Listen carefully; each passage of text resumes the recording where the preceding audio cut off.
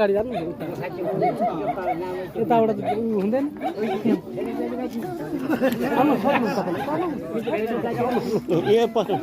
यताबाट पसेर उता गर्नु होइन यताबाट आउनु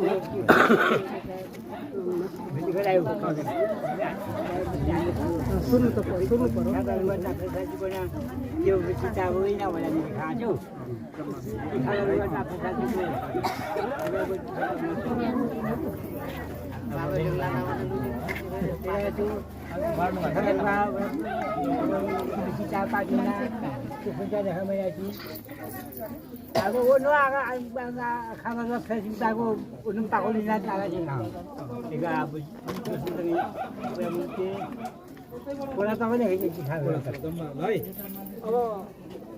हामीलाई भडमार बनाउने अब बुझ्दैन